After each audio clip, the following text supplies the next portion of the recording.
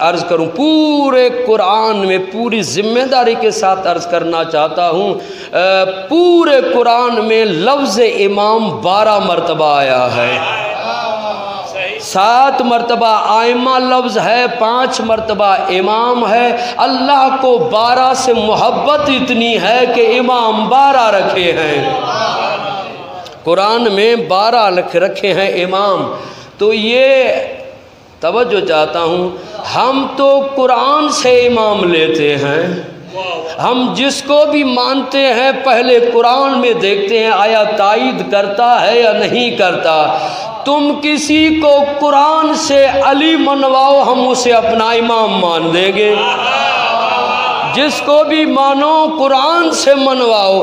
ہم ایسوں کو مانتے ہیں، توجہ چاہتا ہوں، ہم ایسوں کو مانتے ہیں، میں نے پہلے بھی جملہ کہا تھا، جو ناطق قرآن ہیں جب قرآن کو کھولتے تھے پتہ نہیں چلتا تھا کہ قرآن ان کی تلاوت کرتا ہے یا یہ قرآن کی تلاوت کرتے ہیں۔ تو قرآن میں 12 مرتبہ لفظ امام آیا۔ رسول خدا نے بھی فرمایا تھا میرے بعد میرے 12 نجیب ہوں گے، 12 امام ہوں گے، 12 خلیفے ہوں گے۔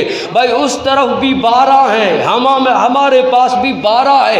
کیسے پتہ چلے کہ حق والے کون ہیں، ناحق والے کون ہیں؟ میزان میں بتاتا ہوں، کتابوں میں آپ دیکھ لیجئے گا، اور ایسے چہرے دکھائی دے رہے ہیں جن کی زندگی در زہرا پر گزری ہے، ان کو میں کیا بتاؤں گا؟ ایک اشارہ دوں گا کہ حق والے امام کون سے ہیں، باطل والے کون سے ہیں۔ جس امامت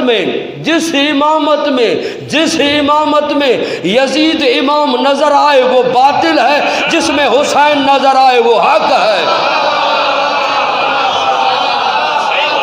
مالک آپ کو سلامت رکھے۔ آباد